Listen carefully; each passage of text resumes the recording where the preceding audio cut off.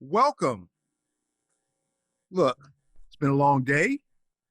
We've got a lot accomplished, but this is the last act of the event. And so I'm really excited that we've been able to do this, and two, I see a lot of the same faces now that I saw this morning, and that's truly impressive. So really give yourself a round of applause for making it through the day. This is exciting. There were doubters. There were people that said you'd cramp up around 2 o'clock and you just call it a day, but I'm happy that you put Tiger Balm on or whatever got you through.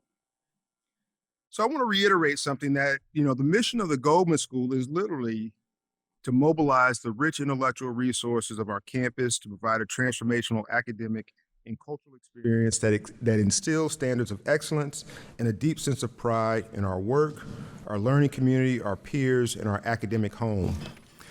If you've gone through today and you don't feel proud of what you've been able to experience, who you've been able to meet, what you've been able to learn, the different friendships you've renewed and the new ones that you've created, if you don't feel proud of that, we have more work to do. But if you do feel proud of that, please give a round of applause to Annie, Elizabeth, and our entire team.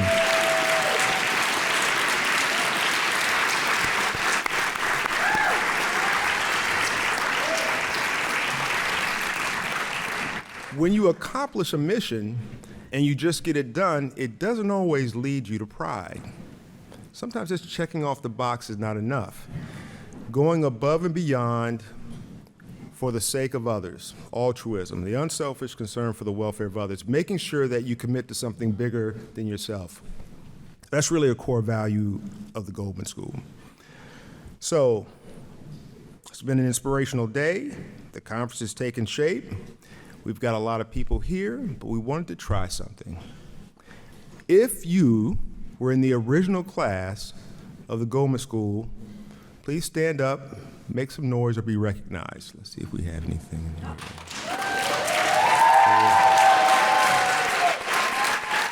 Bud Shinkin. Where we at? Who's there? Nice. If you graduated in the 70s from the Graduate School of Public Policy, please stand up, make some noise, wave. Where are you? Who's in here? All right, at least one, two. 19. If you graduated from the graduate school, here's Michelle, Peter, Terry, one here, there's 85. I've heard good things about the class of 85. 1990s. So, okay, good. What we have here? Hector. Wow. 2010s. 2000s? Did I miss one? 2000 and 2010, 2009, sorry, yeah, it is at the end of the day.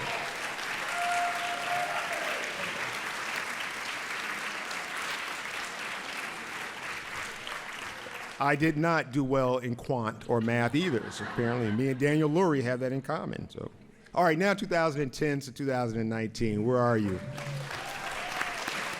Here you are, Julie, it's Todd, I see people. Oh, and you're number one, yeah, just waving across. All right, should we just do COVID and beyond? 2020 up until now, who are my recent graduates? Stand up, be celebrated, raise your hands, make noise, whatever you need to do.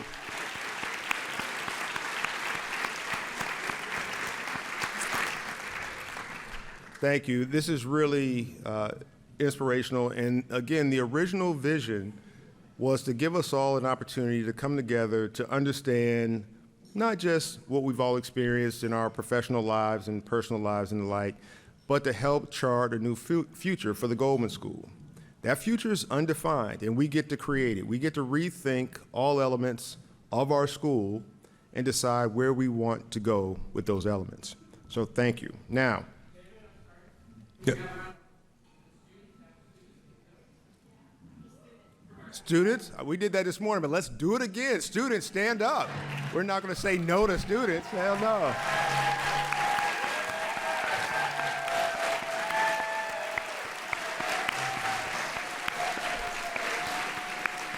Wow. And why are you all in the back of the room? It's like a very bad distribution there. While we're at it, we're all the faculty. Faculty, please stand. Make some noise.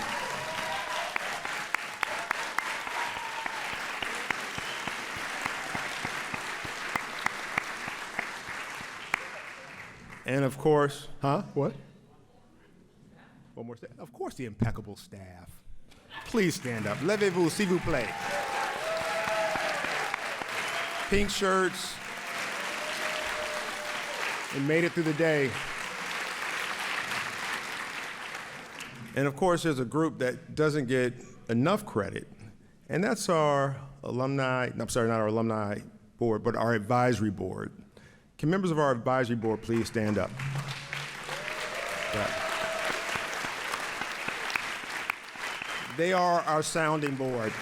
I mixed that up because end of the day I said advisory board, but I'd also like our alumni leadership board to stand as well. The Alumni Association board, please stand. There we are. Anybody else? Is that it? If you work here at the center or you're helping us get through the day with the check or anything, you please stand too. Might as well go around the room. You're already standing in the back. They will not say the Goldman School doesn't do inclusion well. We do inclusion. Everybody gets some of this. All right.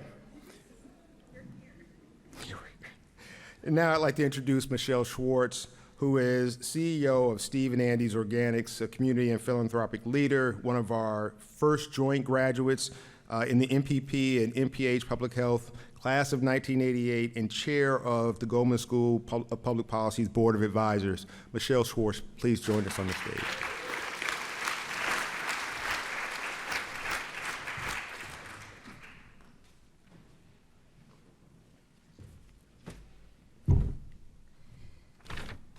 Wow, that's all I got to say. What a day. I have the honor this year of being the chair of the advisory board. I have been sitting around the table with committed and really engaged individuals, many of whom are not alum of the school and are dedicated to supporting students, the dean, and the work of the school. And for we alums who sit around the table, what keeps us here so long? I mean, you know when I graduated in the 80s, but I've been around the board table, Bud and I and a couple of other people for well over 20 years. Now some people might say, okay, done, disappear, 20 years too long. But it's what keeps us here and keeps us supporting the school. So I have to thank David and the staff again for just making today an incredible experience. Bora reminded me, she said, this is all your fault. And David alluded to the story. So a couple of us were drinking a couple of months ago. And, you know, we were kind of brainstorming and we said, a policy retreat is what we need to energize people, bring people together, and just let them wonk out, because that's what we do, and we can only do it amongst our peers, right? And I said, yeah, Lara the Bear, how much fun would that be? And I have to credit Amy Lehrman for Wonks in the Woods. So at some point down the road, if there is a Lara the Bear retreat, that's what it will be called, and you will all hear about it, and it will be amazing. Yeah.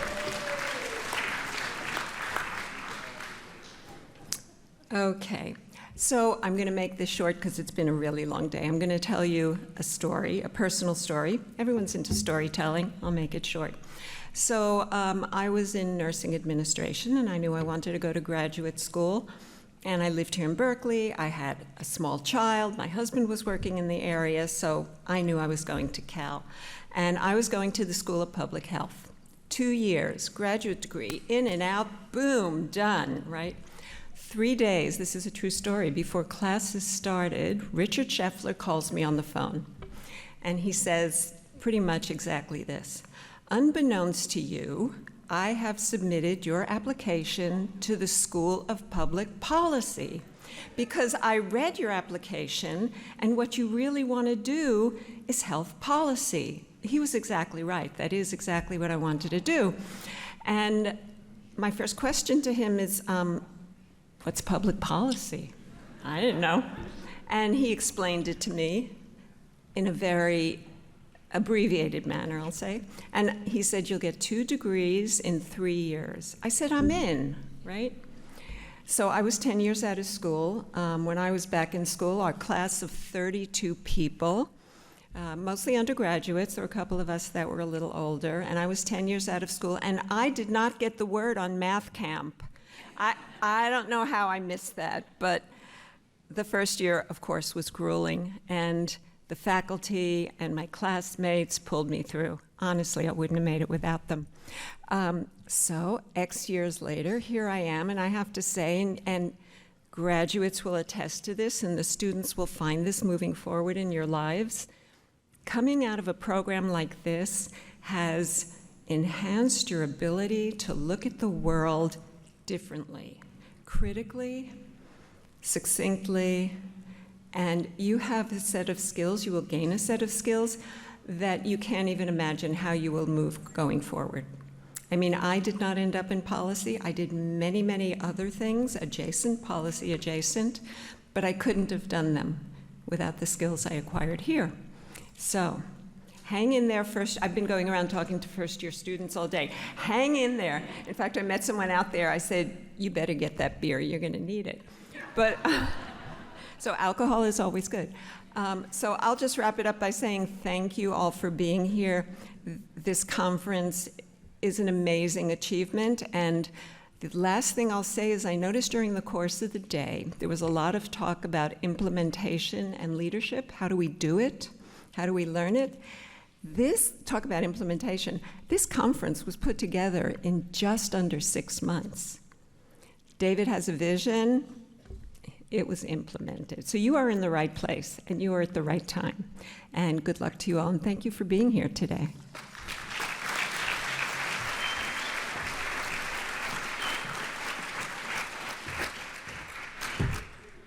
Thank you so much, Michelle. I can't wait to go to Wonks in the Woods.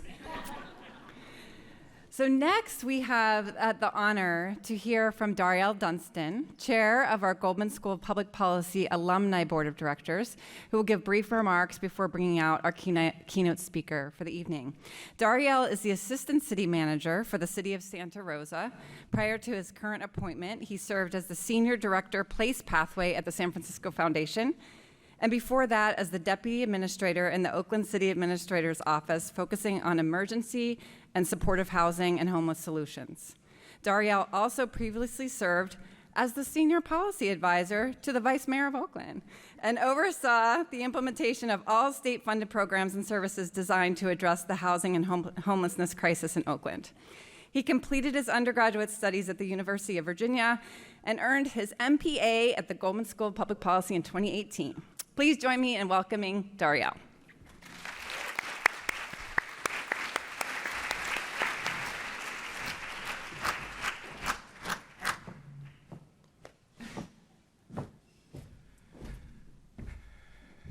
Thank you all, and for those that don't know, Annie was the vice mayor that, that I worked for in Oakland. And, oh, wow, we're taking pictures. Make sure you get my good side, because my mom may see this. And in the spirit of telling stories, can I tell one quick story? Thank you. So my mom is tough, y'all. She'll call me when she comes across pictures of me speaking at functions like this, and I'll be oblivious to these pictures. And if the pictures aren't up to her standards, right, she's not shy about letting me know. So about a month ago, she called me, and she said, Reg, my middle name's Reginald, she calls me Reg. Reg, you don't look like you're getting enough sleep. And I said, I'm not, Mom, it's not enough hours in a day. She said, they make creams for those bags, right?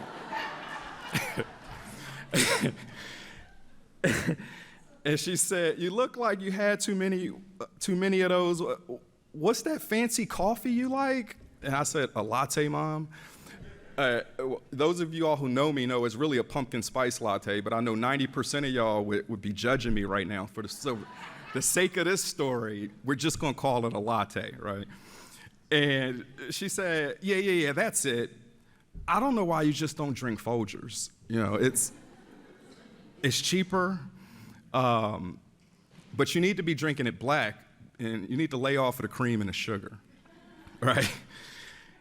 She said, those pants are fitting, you know, a little too tight. You look like you're one latte away from a wardrobe malfunction, right?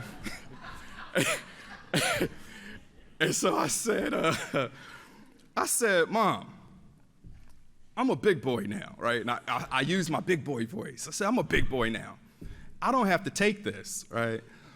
You can't call my phone and body shame me without my consent, right? So she laughs and says, yeah, you're a big boy, all right. And that's why I'm telling you to practice moderation, right? And so I said, Mom, now you're just hurting my feelings, you know? And she says, oh, Lord, my firstborn done moved to California and got soft. And I said, Mom, that's just offensive. I was soft long before I moved to California. And she said, yeah, you're right. You've always been a little tender. And, but by soft, right, she meant that I've always cared, and I've always cared deeply. And that's the same empathy that led me to a career in public service. And it's why I'm so passionate about public policy. Because public policy impacts people's lives in meaningful ways every day. But it cuts both ways. Because bad policy divides and further marginalizes disenfranchised communities, perpetuating unfair, unjust, and at times downright inhumane circumstances, generation after generation after generation. But that's why we're here today. As the #1 public policy institution in the world, right?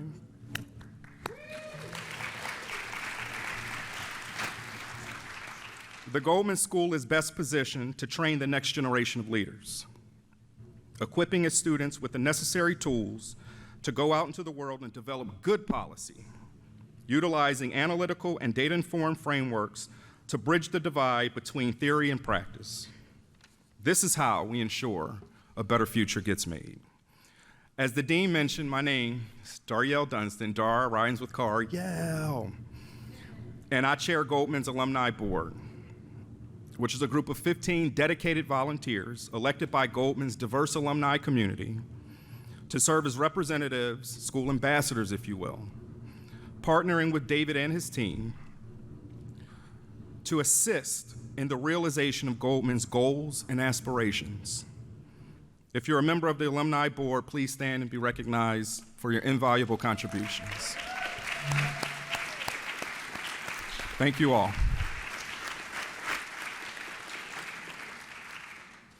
The Alumni Board meets quarterly, and the lion's share of the board's work is done in committee. There are 3 standing committees: activities, student services, and governance. The governance committee is responsible for the more technical aspects of the board. It ensures the board's bylaws are up to date and enforced, and it also leads the board's strategic planning process, which outlines the board's goals and objectives. The governance committee is also responsible for facilitating board elections, which occurs annually, typically in June. The activities committee, as its name implies, promotes activities and events that encourage networking and engagement opportunities for alumni and students. Members of the activities committee, for example, assisted Annie and her team in the planning and logistics associated with this very conference. The student services committee focuses its efforts on the needs of the current student body and partners with staff to identify and support any unmet needs. To that end, the Student Services Committee leads the board's mentorship program, pairing current students with an alum who shares similar policy interests. And if you're interested in becoming a member, please let us know. We're always looking for more alums to get involved. The Student Services Committee also works with staff to assist with internship and career opportunities. Speaking of which, the school is currently seeking proposals for IPA and capstone projects, and capstone includes APA projects now as well. Please consider submitting a proposal and hosting an intern. There's a 10 on each table with details on how you can get involved or how to contact the board if you have questions. And as David mentioned, in my professional life, I serve as the Assistant City Manager for the City of Santa Rosa. And you can imagine why I'm so keenly interested in all the topics that were covered today. As an ACM, I oversee the city's Planning and Economic Development Department, Housing and Community Services Department, and the city's Violence Prevention Partnership, just to name a few. I also work closely with the City Council on all policy and legislative matters. And let me tell you, my time at Goldman undoubtedly prepared me for executive leadership in the public sector. It taught me the importance of data-informed decision-making, how to effectively balance competing priorities, the value of community, and the importance of listening to those directly impacted by the policy issue at hand. And it taught me how to navigate complex systems to deliver tangible, sustainable results. I apply these tools and strategies every day, and in some small way, I know I am doing my part to contribute to a better future. When we all begin to leverage the lessons and network that the Goldman School has afforded us, those positive impacts increase exponentially. And that, my friends, is how a better future truly gets made. Thank you for your attention, and go Bears.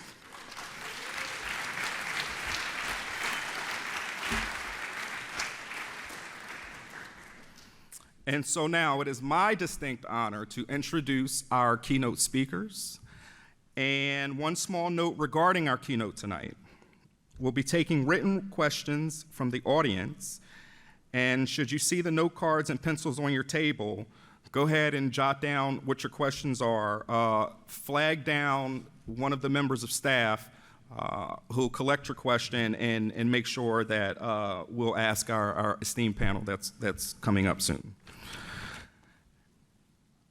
Our moderator this evening is Kiran Jain.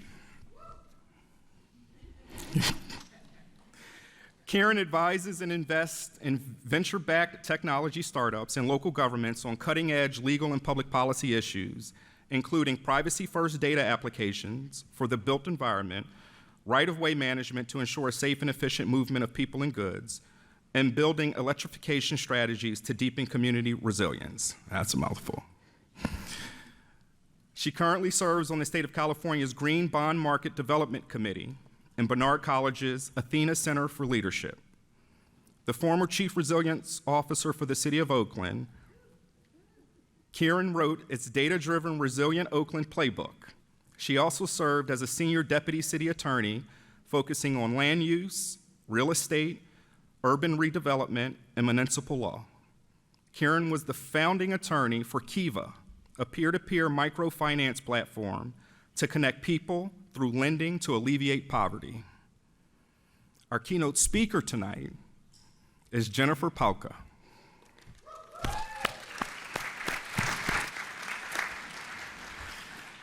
Jennifer is the author of Recoding America and a pioneer in making government work for people in the digital age. In 2010, she founded Code for America, a national nonprofit that brings the principles and practices of the digital era to government. While U.S. Deputy Chief Technology Officer in the Obama White House from 2013 to 2014, she helped found the United States Digital Service, USDS, which brings world-class technologists and designers to government to improve digital service delivery. She is the winner of the Skoll Award for Social Entrepreneurship, the David Packer Award, the Oxford Internet Institute's Technology and Society Award, the National Democratic Institute's Democracy Award, and was selected Wired Magazine as one of the people who have most shaped technology and society in the past 25 years.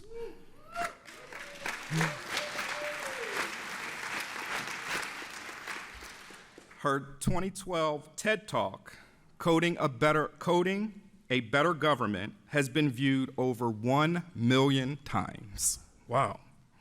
She served on the Defense Innovation Board, and she holds fellowships with Ashoka, the National Academy of Public Administration, and the Volcker Alliance. Please join me in welcoming Jennifer Pahlka and Kiran Jain to the stage.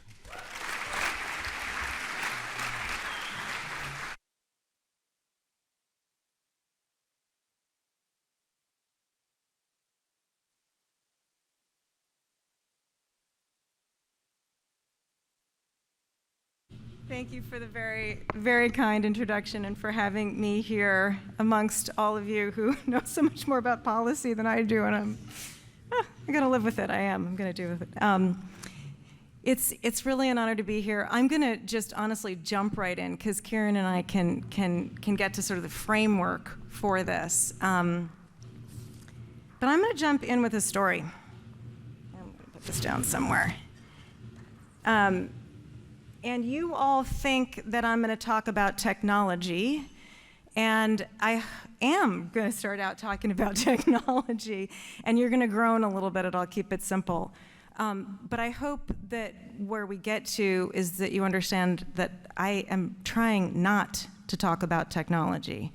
I don't really care about technology for technology's sake, and that bio that Dariel just read is really a story of me moving from working with government and tech to realizing that I was able to see government through the lens of technology, and what I'm looking at is how government can serve people, not the technology.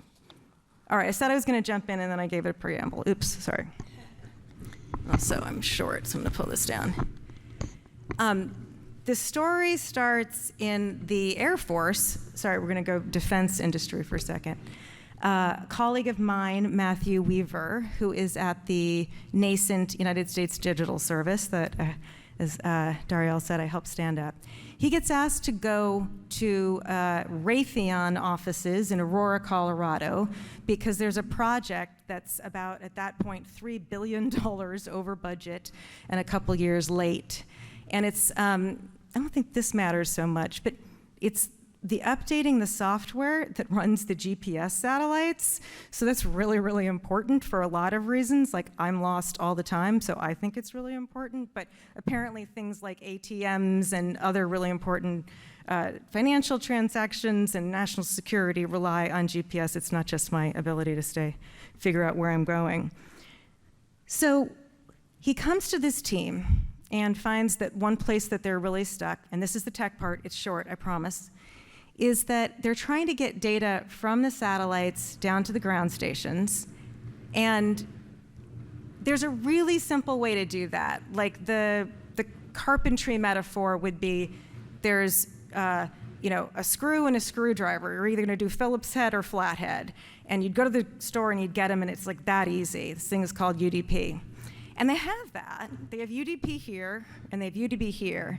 In the middle, they have inserted something called an enterprise service bus. You don't need to remember that, which is basically this huge software suite. This very complicated thing, not this lightweight thing that's at either end. That's like a screwdriver to put a board together. So it's essentially this, the data is going through this very simple thing, then going through this enormous Rube Goldberg machine, and then back to the simple thing at the end. So it can't get there in time, and it's timing out, and it's been doing this for ages. So he says, okay, so obviously we take the ESB out, and they say, no, we can't do that. It's a requirement in the RFP from the Air Force. Oh, we're just getting started. And he's like, okay, that's interesting. Let's go figure out why it's a requirement. It's a requirement in the RFP because it's in something called the Air Force Enterprise Architecture. I swear, we're gonna get past the tech stuff. Why is it in the Air Force Enterprise Architecture? Because it's in the Department of Defense Enterprise Architecture. Why is it in the DoD? Because it's in something called the Federal Enterprise Architecture. Why do we have a federal enterprise architecture, and why is it talking about ESPs? Well, in 1996, Senator Cohen, Representative Klinger decided to make the federal government pay attention to technology. It was, think about 96, like what was happening in our society. And that was sort of when we were moving from like, oh, there's big mainframes to, oh, there's, the internet is coming and things like that. And they put in the law that became Klinger-Cohen, a requirement that agencies make a plan for how all their technology is going to work. And then I think the White House said, oh, well, if the agencies have to do it, then let's do a CIO council, and we'll have a federal enterprise architecture, and then they can build those plans off of that. And Weaver goes back and looks at the Klinger, and so what everyone tells them is, we have to have this ESB because Congress requires it. So he goes back and he looks at Klinger-Cohen, which doesn't talk at all about ESBs, and he looks at the federal enterprise architecture, and it does have ESBs as examples in number of charts and diagrams and stuff that are illustrating concepts of what they call net centricity and interoperability. And he's going, how did we go from an ESB as an example of something, and to be honest, it was like sort of current technology at the time. It was like the last years of ESB. Like we were about to have the internet, APIs would take over, and that would be, but they never said you have to have an ESB. And so what happened that it was a requirement and believed to be a requirement from Congress at the level of the people doing this procurement in the Air Force. And it's that every layer down, the person is saying, I don't really know what that is, but it seems like they want us to do that. Let's make it a requirement. It's probably better that we're safe than sorry. They go all the way down until it is there. And the end of that story is pretty sad. Generals were looking at it, people were coming by. There was so much attention on it that they couldn't get that requirement pulled out. And we put satellites back up into space with the old software. $6.7 billion later. I mean, let me be clear, not all the 6.7 was on Weaver's part. There's also actual satellites involved in that. So, but it did go something like 3 times over budget. So this is an example of one of the things that I talk about in my book, which again, I'm going to tell it through tech, but it's about government. And the concept is culture eats policy. So you have an policy intent, and what happens, so in this case, it's let's make sure that government does a great job at technology. And what comes out the other end, about 50 layers down in a hierarchy, is technology that is doomed to fail and cannot move. I don't know how many of you are dealing with hiring in public sector systems right now in San Francisco. They're having a really big problem with it. Anybody in San Francisco government? Yeah. So that's been interesting to watch. I was fascinated to hear about it because I was studying some hiring problems in the federal government, which appear recently to have gotten worse. And some very smart people explained to me that, of course, all of the law and policy written about hiring is designed to create the most meritorious process possible. But what happens is that you have HR folks that say, okay, well, since I have to treat every single application exactly the same, there's no way that I can have, and I have to make sure if there are any subject matter experts, that they're trained in all of this, very obscure rules about hiring. Number one, I can't have any subject matter experts review the applications. What I'm going to do if I get, say, 500 applications for one position is I'm going to self-assess them. And I'm going to look for exact matches on the resume between the words that they wrote and what's in the job description. And we're looking for exact. My friend Yadira Sanchez, who's the sort of hero of the book, talks about a time when they were so clearly copied and pasted in, they were in the same font, hadn't even bothered to change the font. And her HR person said, nope, this is your number one candidate. You have to hire this person. So they do the resume screen and the self-assessment, and then they apply veterans preference, and that gets them a cert, and they're done. A cert being, here's the list that the hiring manager can pick from. And so 90% of competitive open to the public jobs in federal government right now have zero assessment at all. So is this equitable? The problem is the only people who know how to get that through that system are people who know the system. So you have to know to cut and paste and not change the font. You have to know to rate yourself, and I kid you not, I think it's master in every category and get through on that first cert. Of course, another colleague of mine looks at this, and she looks at the statute that explains veterans' preference, and it literally says veterans' preference applies after a qualified assessment. It's flipped. It's been flipped from the policy in the implementation.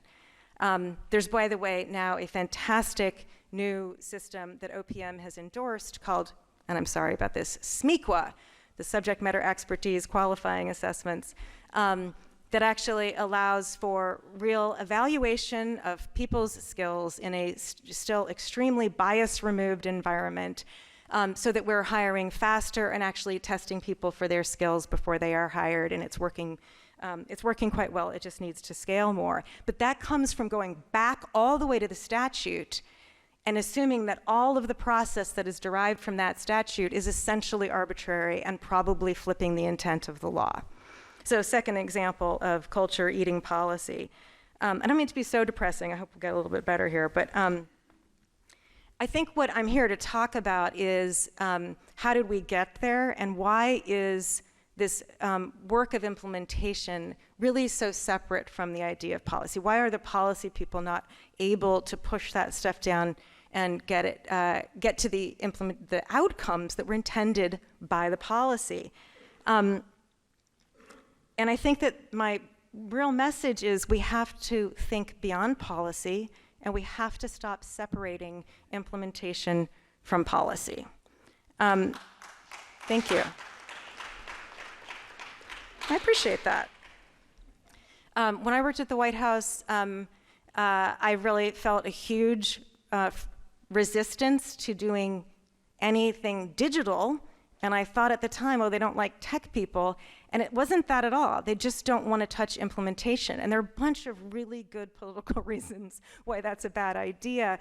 But then 3 months into my tenure, healthcare.gov failed, so they had to touch implementation. And that's how we got the USDS. But that feeling of this resistance came back at me full force when I was researching my new book, when I read about that time when Klinger and Cohen were trying to get that law passed.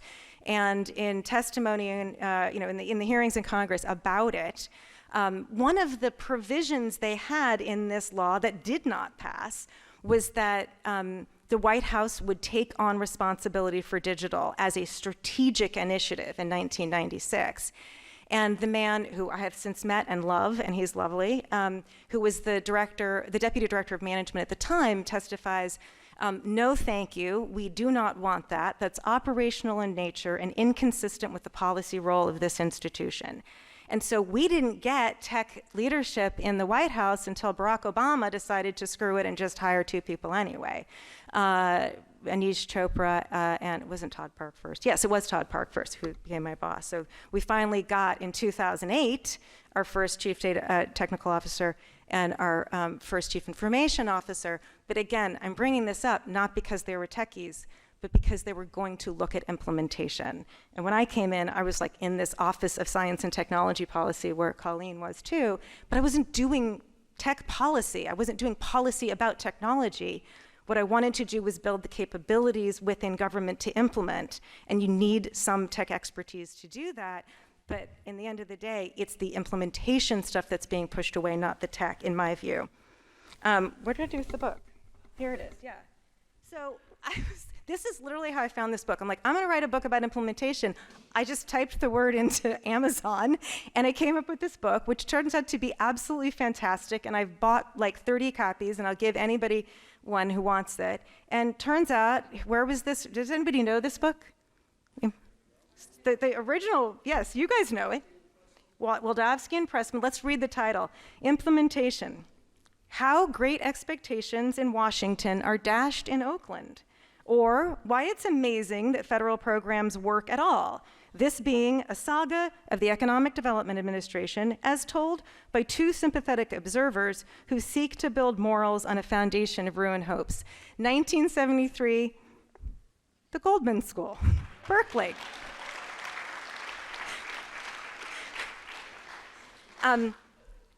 This is now hard to get because I talked about it on my Ezra Klein podcast.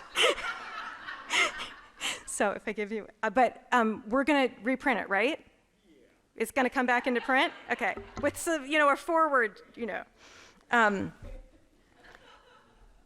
So the reason that I got really excited about this book when I started reading it is that Pressman and Wildavsky say very, very clearly, after a really in-depth case study that goes on for a pretty long time, and at first they tear apart every reason why this EDA program in Oakland didn't work, like really thoroughly. So you're like, okay, it's not that, all the things you think it's going to be. And what they say is the problem is that we've separated policy from its implementation, and that's why these are going to fail. Now, there's also a bunch of stuff about sort of complexity and stakeholders. So, as Kiran comes up, let me give you my one little metaphor that I hope we can talk about. When I want to not just have classes on implementation, I want them to be intertwined. And I want our policymakers, and especially our lawmakers and our elected officials, to understand that they're gardeners. But gardeners don't just plant seeds in the ground, right? So you plant a seed, you have a bill, you want to get it through, plant it. Okay, then something grows, and you want that thing to have, sunflower seeds or apples or whatever. That's what you're giving back. We are living in a time where our elected leaders are planting those seeds, and either nothing is growing or what's growing is unrecognizable. We are having a huge implementation crisis, and I think that's because we don't think about the role of a gardener. You don't just plant seeds. You tend the soil, you make sure it has water and fertilizer and sun so that your seeds are growing. And I'm sorry for the somewhat unfortunate metaphor, but I think that it's the civil service that is that soil that we have neglected. And we are just constantly trying to take more and more out of it without reinvesting in it. And that's what I hope that we all do, not just as professionals, but as individuals when we are engaged in the political system, is start to train our elected leaders to care as much about the soil as the seeds that they plant. And now Kiran's gonna come join us, and we'll have a little, I think she has hard questions for me.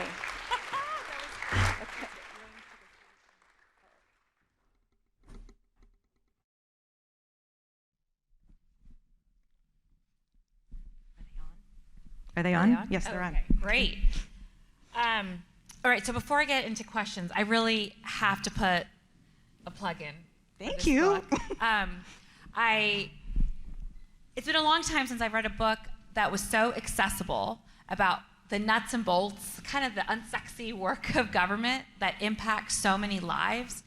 And what you have produced here, I mean, obviously there's the stories, there's the observations that you have that I think are, I don't want to oversell this, but downright Tocquevillian. They are.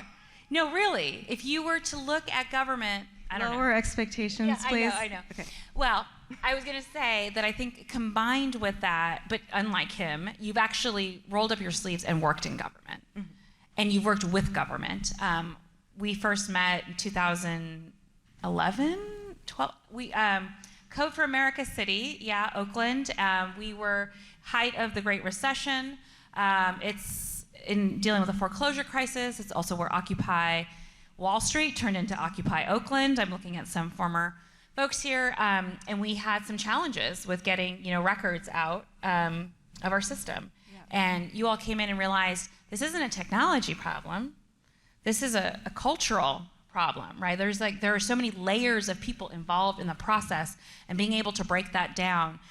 So again, using technology as that lens, but really understanding that the work that needed to get done was deconstructing some of our processes. So I wanted to thank you for this book. I really recommend people get a copy, especially the students over there, to make sure you don't graduate from Goldman without reading it. It's a quick read. It is, yeah. It's really accessible. But so again, what I would say in the book, your kind of thesis is we're not talking about more technology. We're not talking about more money or frankly, more policy, right? Maybe less of it. This is the work about focusing on implementation, the mundane tasks and tedious to-dos that are vital parts of building trust within government. How has that message been resonating, do you think, with folks inside and outside of government as you've gone around, I think, the country this past summer? Well, there's different audiences. So I have to say, I think done a lot of events since May. And when it's public servants, inevitably, I'm not kidding, like someone starts crying because the work is so hard. And the thing I have heard over and over and over again is, I feel seen. And public servants do need to be seen. So, and hope that some of them are also saying, your book is really depressing, but it ends hopefully, and I'm re-energized to do the work. But there just needs to be a space, I think, for public servants to just admit how tired and frustrated they are often, and that gets to this issue of like, are we adding or subtracting? Are we making things easier for them? But I didn't actually write the book for them. I did want them to feel seen, and I wanted them to be able to say, yeah, she's representing me accurately. I wrote it because I think we just need to have a different dialogue, between and among a whole bunch of different stakeholders. So the times I've been happiest have been when someone, like, for example, a member of the California State Assembly says, I see things differently now. Or I had a woman who is high up in the Office of Inspector General in a certain agency say, I'm rethinking how we should do oversight. I obviously know the people who do implementation best, and I know how their work is, but what I wanted to do is speak to the people who have the power to change the environment in which they work, because they're pushing a ball up the hill all the time, and we got to take some weight off that ball. And let's dig into that a little bit, because I think in the book you had mentioned kind of this tension between, what was it, the intellectuals and the mechanicals, that reference. And it really kind of resonated because you see this chasm, right, between the policy and then the implementers. And like that distance actually, can be driven by power dynamics and a whole host of different things. But what ends up happening is this really bad game of telephone that gets to the end results that you've been just sharing with us about. How do we kind of course correct on that? But I mean, the intellectuals versus mechanicals, by the way, just comes from the British civil service. So I had, leave it up to them to keep the classist system. Yeah, exactly. Those words don't exist anywhere in our civil service, but I think that they're sort of kind of implied. I have a friend who started the government digital service in the UK, and he read a draft of the book, and he was like, "You're talking about the mechanicals and the intellectuals." So I think it starts with having different people at the table when decisions are being made. One of the stories in the book is about records clearance, and might not tell like the whole story there, but it ends really with people saying, if you want to write a law that will allow for expungement of criminal records for people who are living under the burden of a felony and really need to not be living under that burden of a felony, you actually are going to need to talk with a bunch of people that you would not have talked with before you write the law, or you will find yourself in a place where what you wrote is not automatable and therefore will have almost no impact. So when we first passed, the Adult Use of Marijuana Act in, 16, which allowed for the expungement of marijuana felonies, a year into it, fantastic woman named Christine Soto DeBerry, who many of you probably know, said, we've had 23 people start the process, and I don't think any of them have gotten through. So our track record a year in was 0. And we were able to automate that process, and it was good because that was an easy one to do, but we went back and looked at Prop 47, which we'd been trying to streamline, not automate, And it was actually unimplementable. It was unautomatable in the way that it was written. And so you're going to continue to rely on petitioning for that, which just doesn't scale.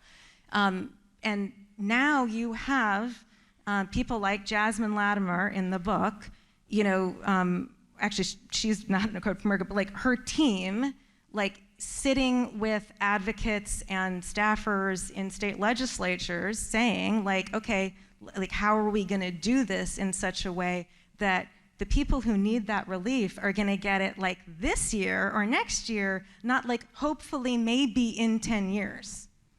And that really actually ties into a conversation that came up at lunch. We had Angela Glover Blackwell and her son Fred and Kathy from the Haas Fund. And I think one of the comments that Fred made was, policy, like once you pass it, like it's not about winning, right? You've got to really be effective. You need to think about the constituency that you're serving.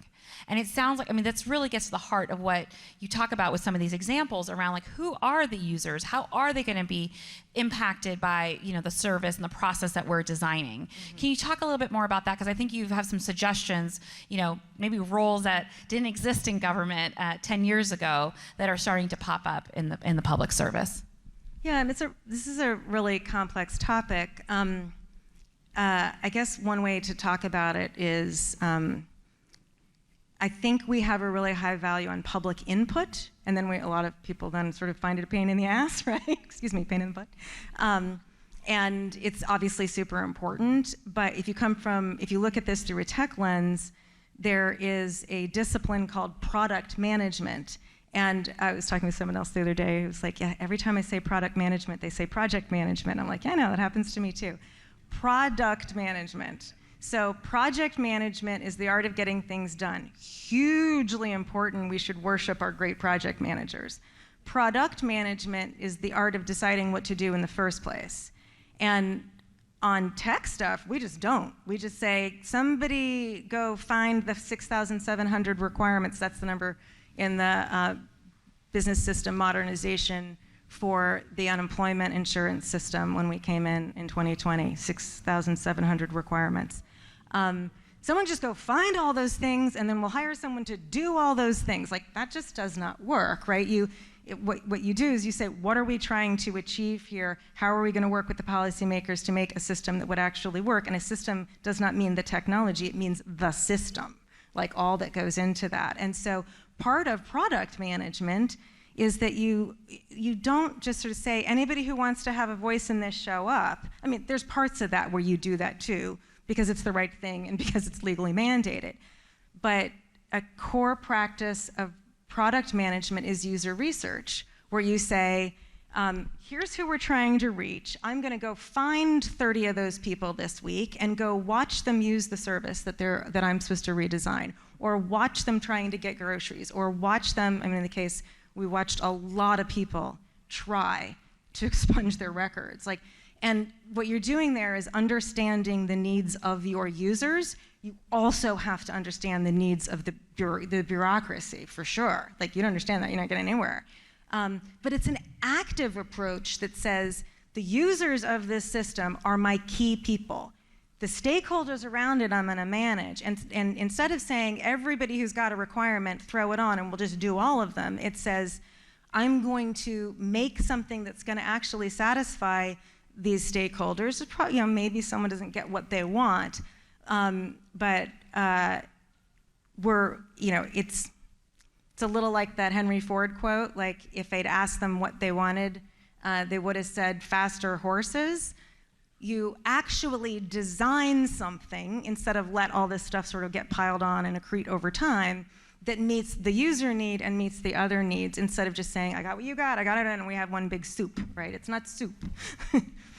And that's an excellent point. You were also, you brought up the engagement piece, like people should have a voice in the system. And I remember being in City Hall really late at night because we were, giving everybody a voice. I see former council members actually all over this room, and former mayors.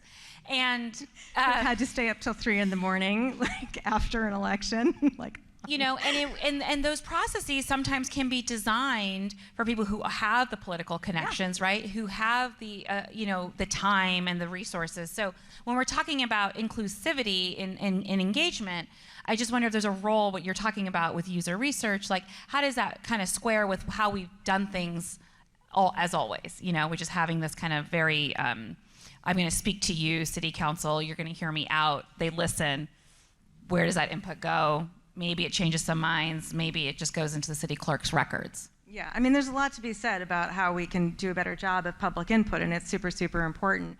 But we are all aware of the ways in which public input processes are captured. And, you know, say in the book, you know, not that this is easy to do. I'm not like, you don't just go do it, right? You're in an environment. But product management is an anti-capture mechanism that says, okay, if this is meant to get somebody food stamps, the people who are centered in this process are the people applying for food stamps.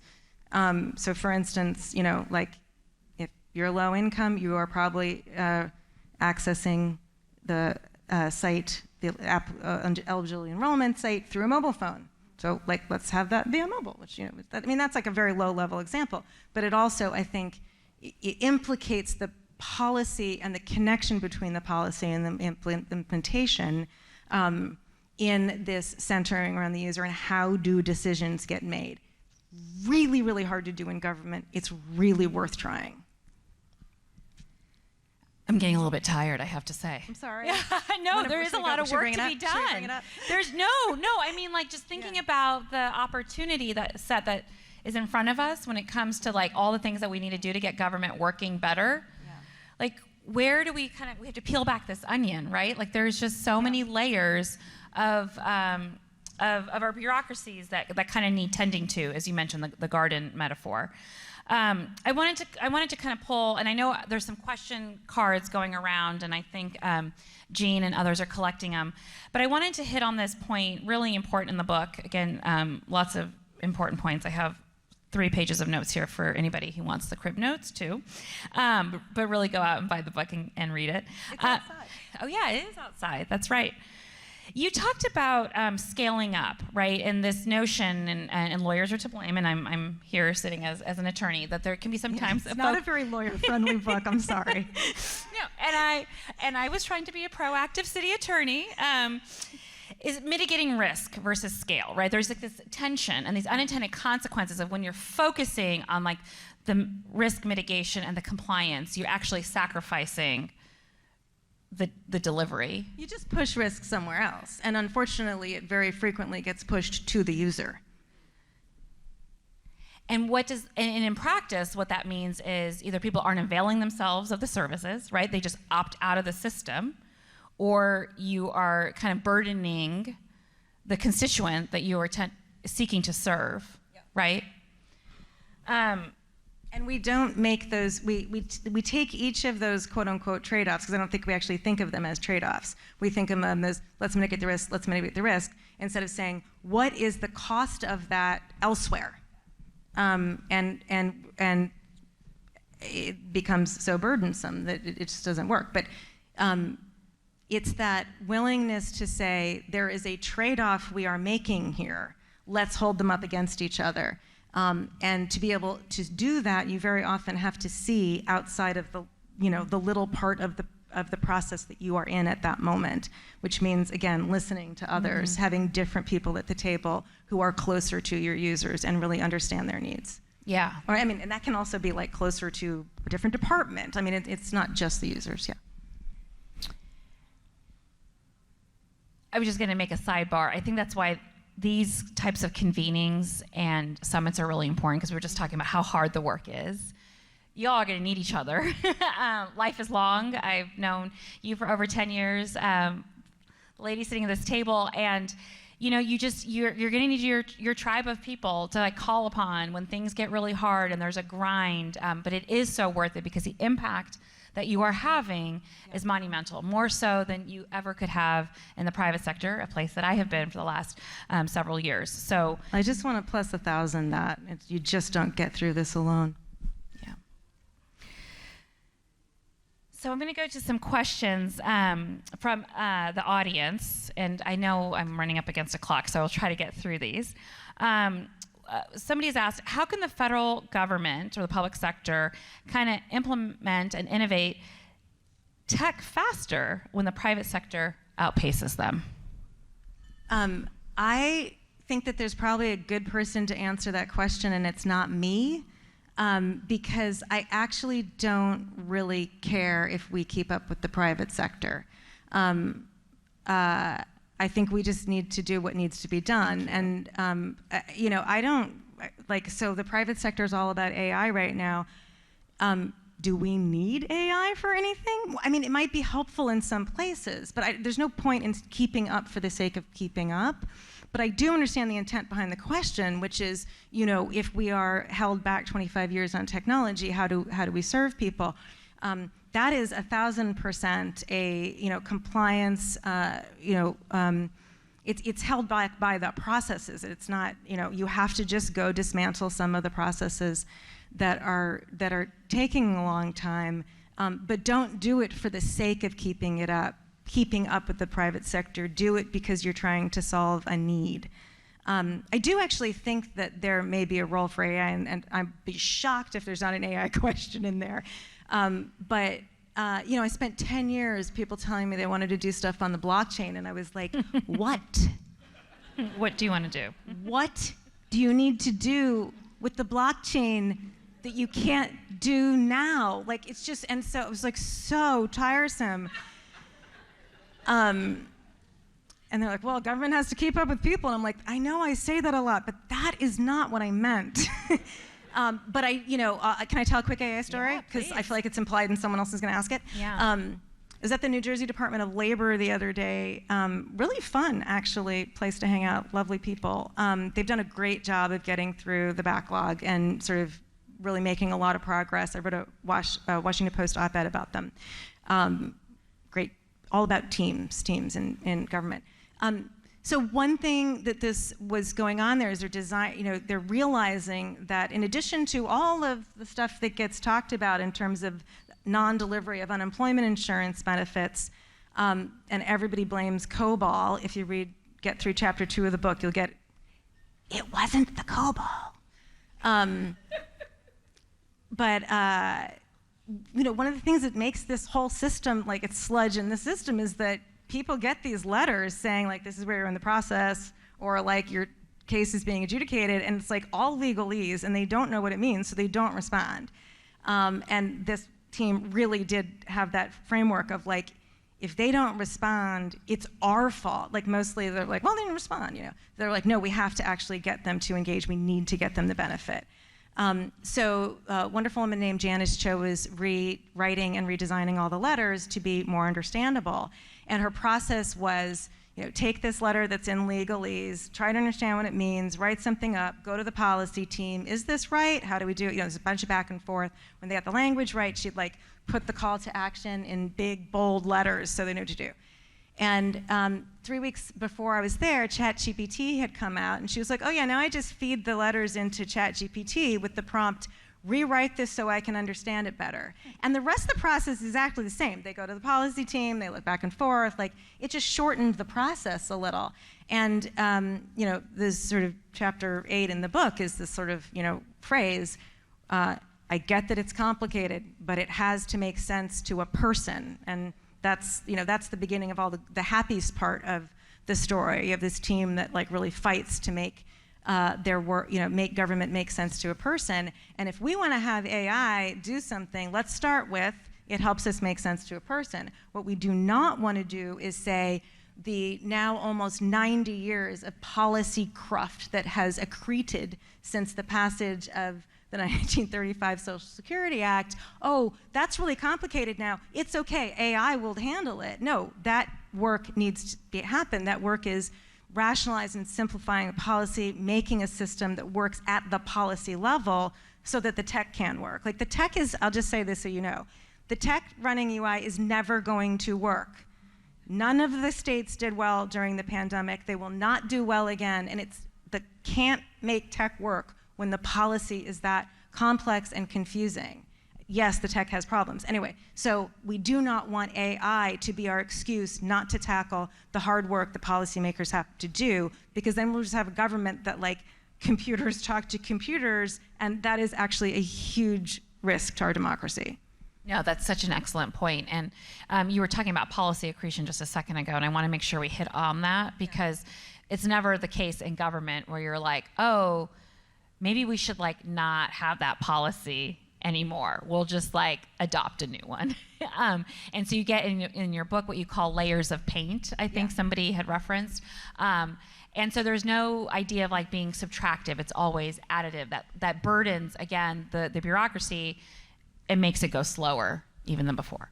Yeah, so when I was trying to help the backlog of unemployment insurance claims in California it was like August, the first year of the pandemic, my colleague was working with one of the claims processors, and he kept saying over and over again, well, I'm not quite sure the answer to your question. I'm the new guy.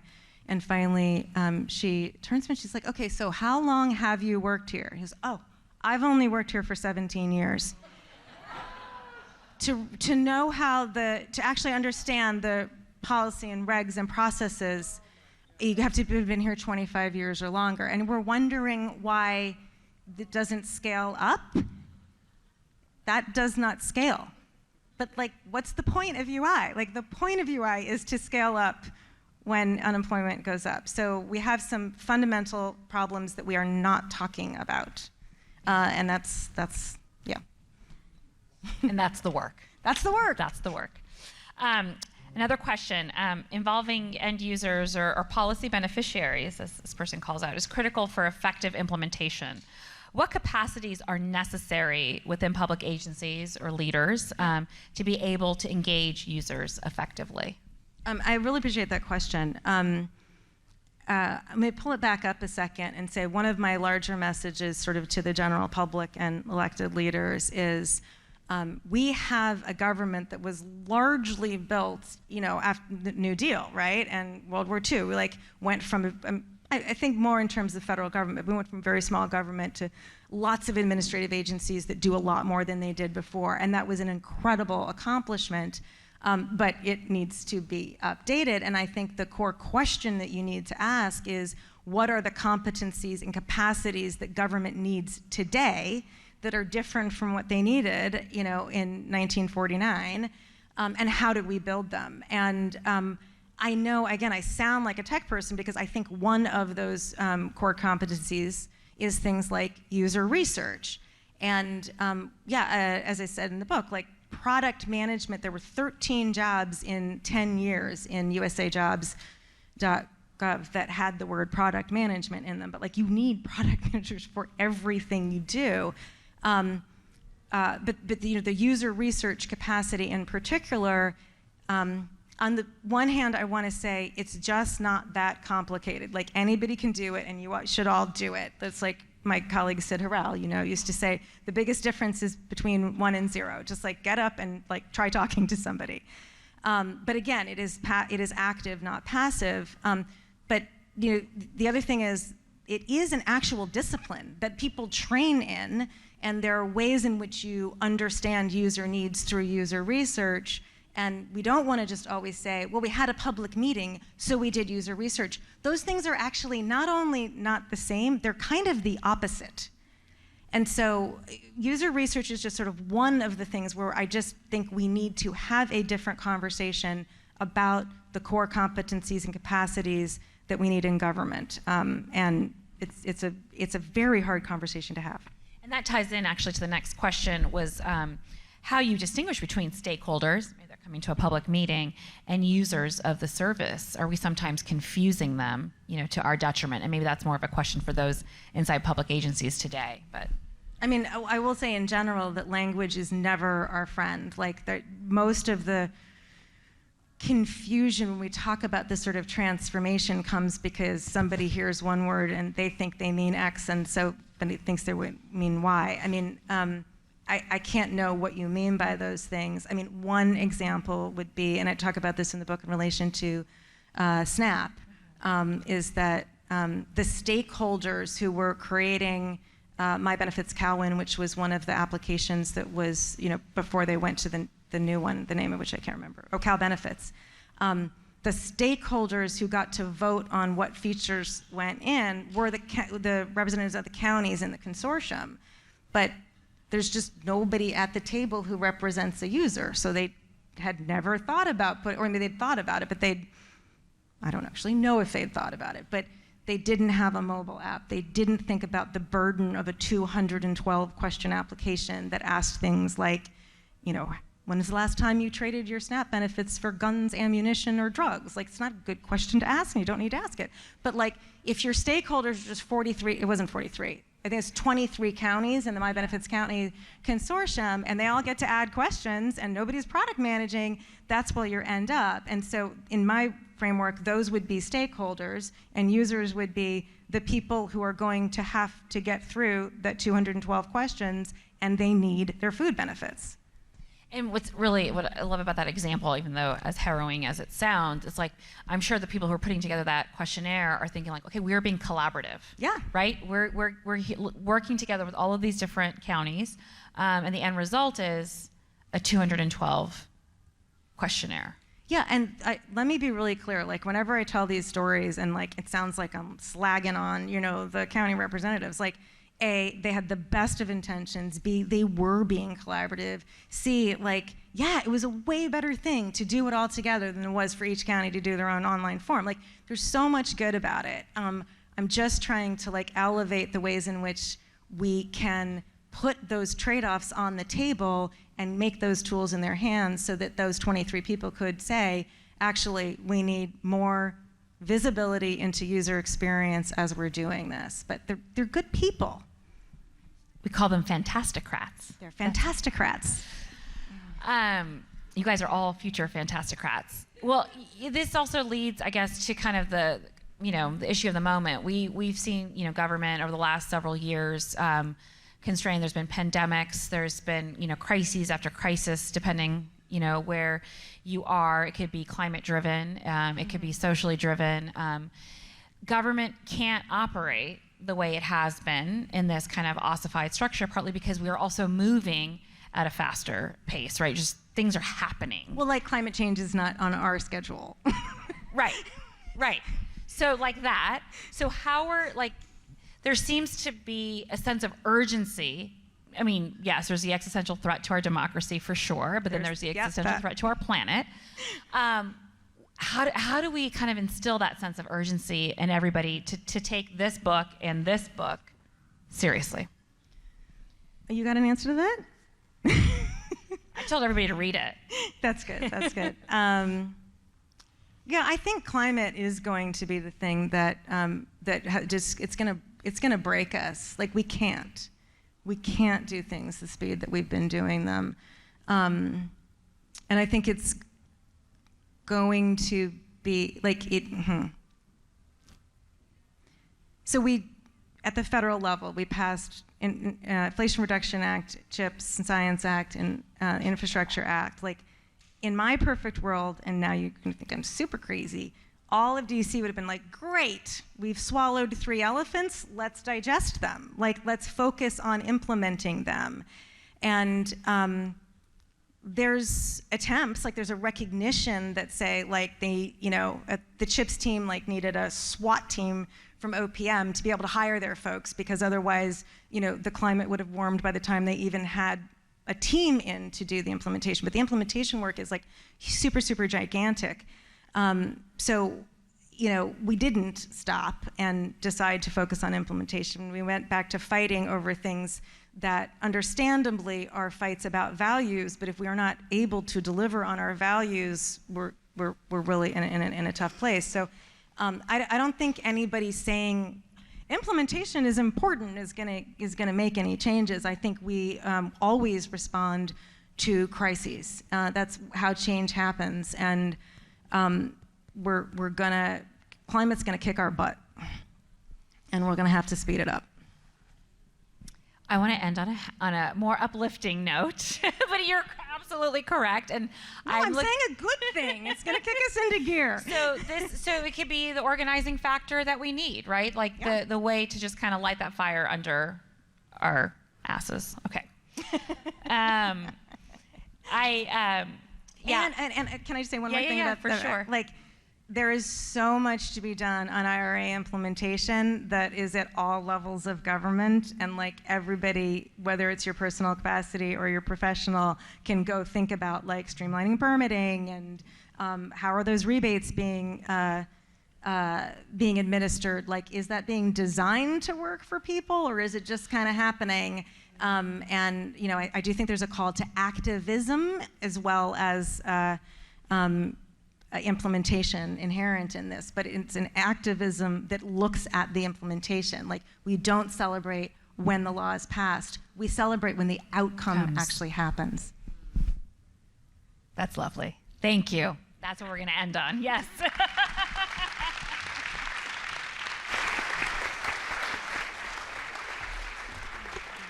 Jennifer, Kiran, thank you so much. I feel like that was a perfect ending to our day today, to give us a very serious charge and to focus our energies. Thank you so much. Please join me in a round of applause for Kiran Jain and Jennifer Pahlka.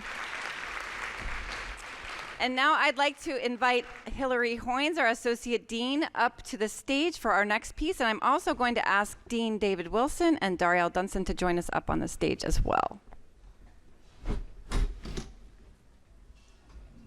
This off.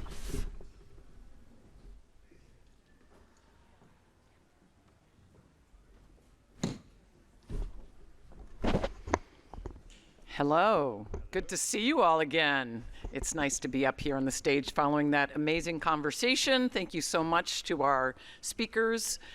Well, I am very excited, and we on the stage here are very excited to be able to close out the conference today by celebrating the incredible work of Goldman School alums.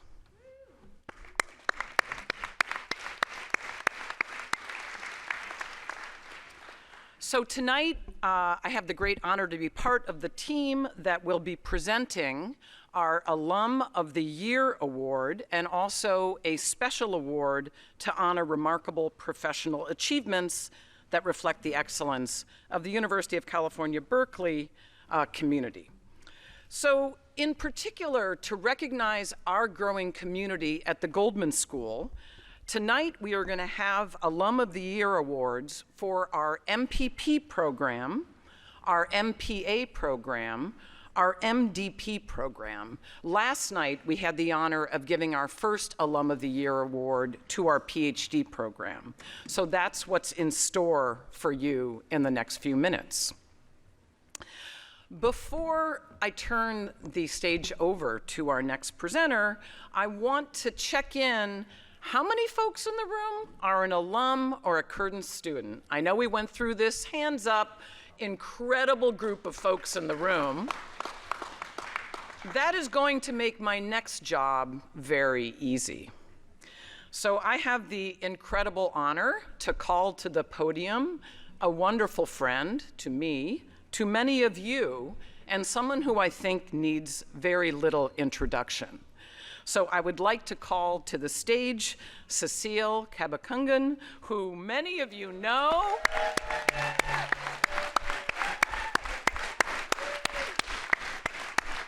Cecile is our Managing Director of Career Services, my good friend, a dear friend to many of you in the room, and Cecile will be presenting our first award to our MPP Alum of the Year. Cecile.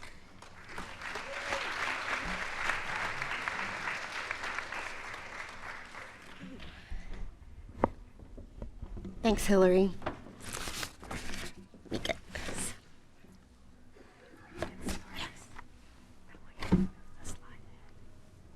Okay.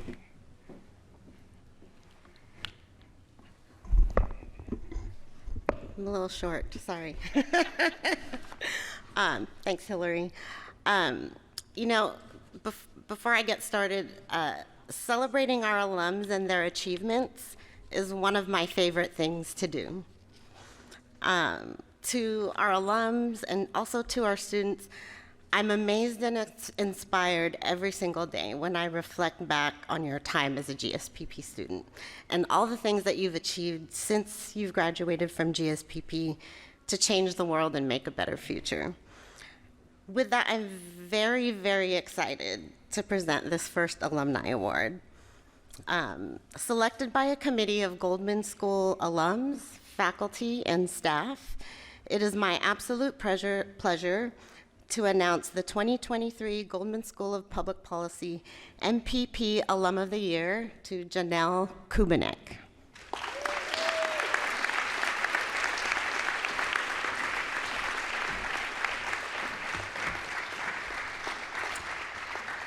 Janelle Kubanek is Wested's incoming Chief Executive Officer and current Chief Administrative Officer.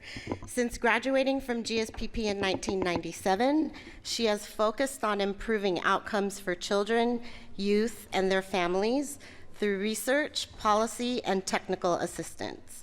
And she has done this work in the public, private, and nonprofit sectors. For the past 12 years, she has served as an accomplished leader at Wested, supporting the organization's growth, innovation, and impact.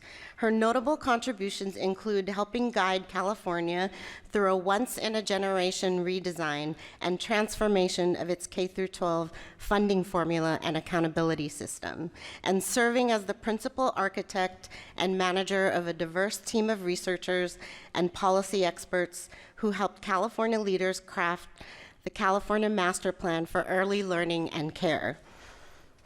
The plan has resulted in historic increases in funding, improved support for the workforce, and expansion plans to include all 4-year-old children in transitional kindergarten. For the past 4 years, Janelle has served as Wested's Chief Administrative Officer, leading the creation of teams and organizational units for learning and development, employee engagement, and diversity, equity, and inclusion, and helping bring equity and inclusion to the foreground of Wested's operations. She has been involved in state-level education finance reviews and improvement projects in Colorado, Hawaii, North Carolina, Nevada, as well as review and support of school district finance projects throughout California. In addition to Janelle's commitment to improving outcomes for children, youth, and families, she holds just as strong a commitment to GSPP and the success of our school, our students, and our alums. As a student, Janelle was a quant TA. She helped our students, thank you.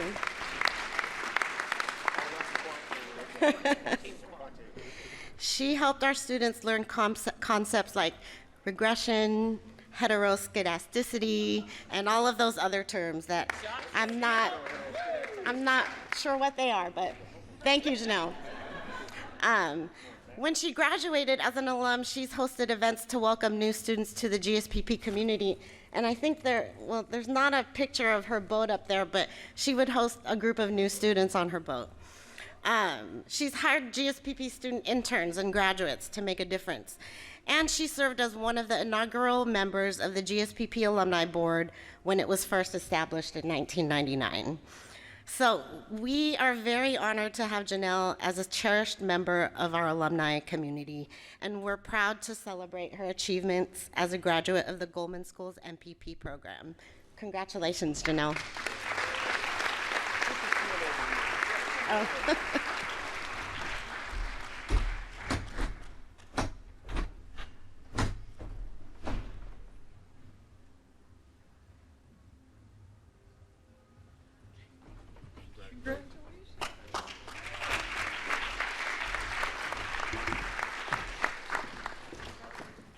And now I'd like to invite Annie Campbell Washington to present a special award.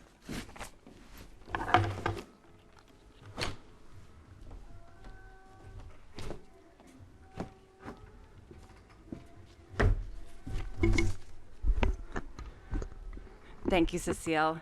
Each year, we have the opportunity and the honor to present a special award to one of our alums for an extraordinary achievement.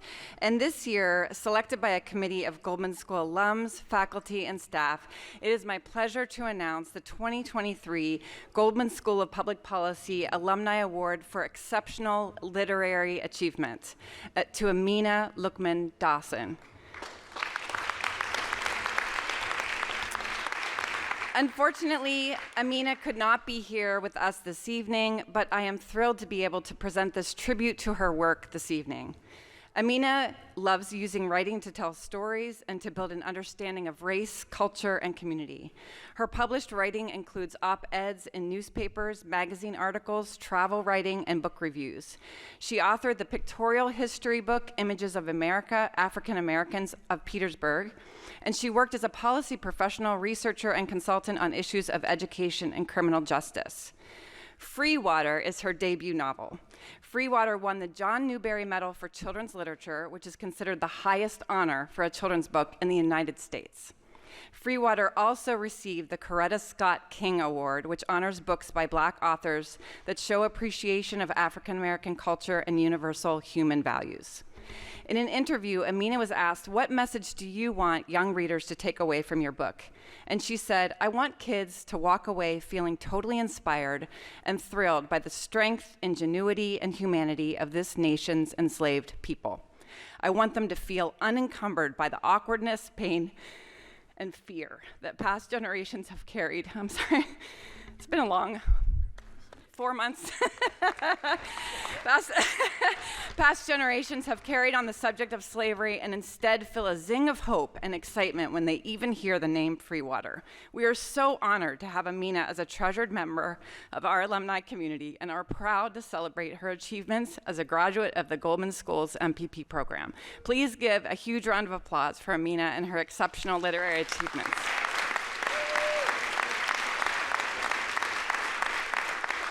She's truly incredible. I wish she was here. And I told her the next time she's in town, we're going to have a celebration for her, so I can't wait for that.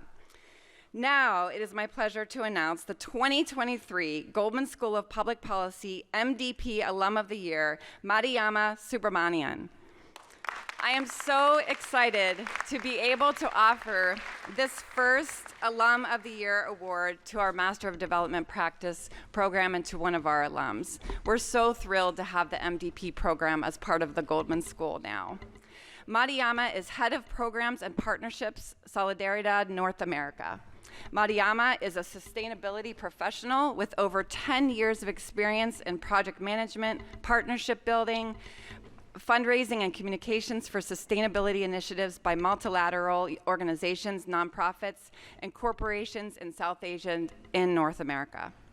Her areas of expertise include supply chain sustainability, natural resource management, climate resilience, and rural livelihoods.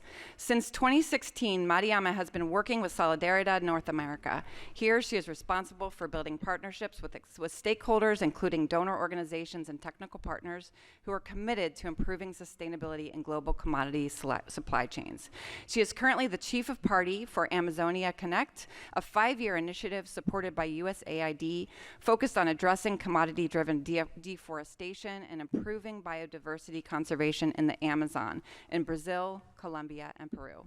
We are so honored to have Mariama as a treasured member of our alumni community and are proud to celebrate her achievements as a graduate of the Goldman School's MDP program. Congratulations.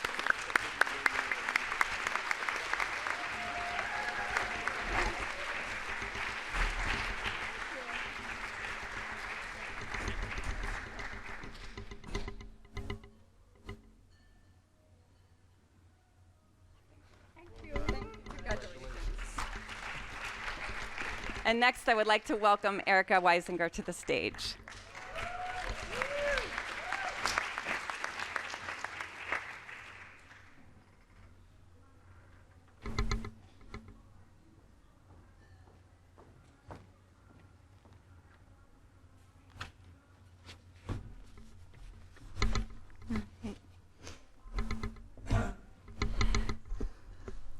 Selected by a committee of Goldman School alums, faculty, and staff, it is my pleasure to announce the 2023 Goldman School of Public Policy MPA Alum of the Year, Julie Lowe.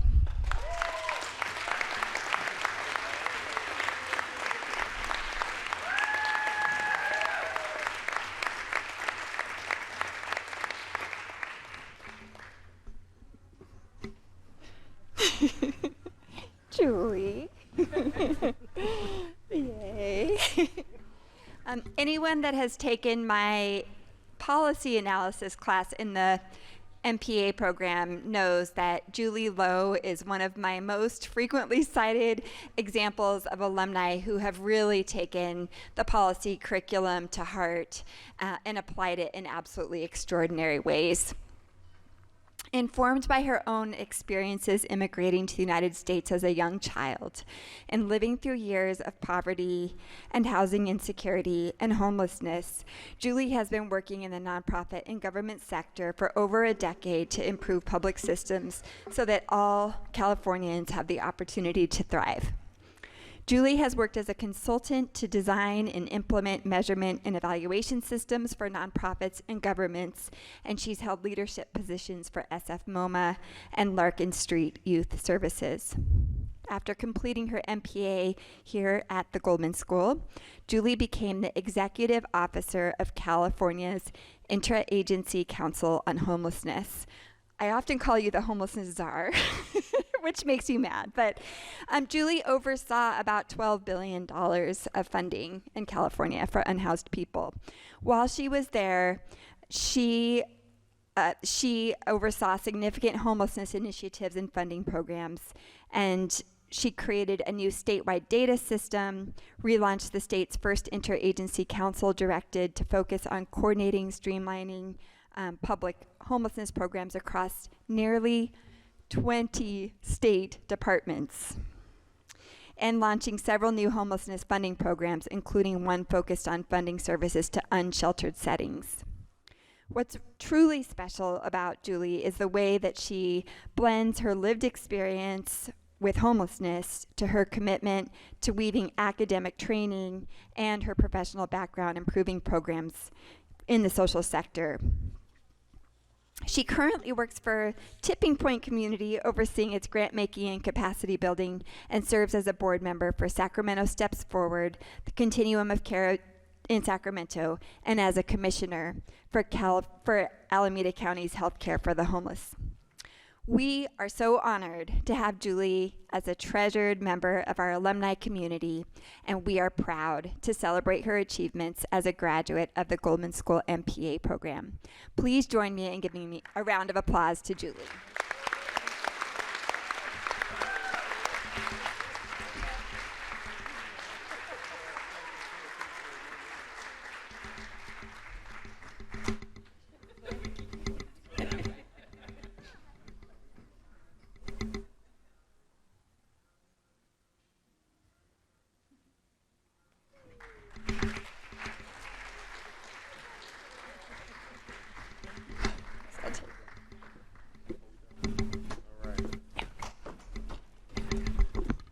This day and these moments make me GSP proud. So thank you very much, Annie. Thank you very much. Congratulations to all of our award winners.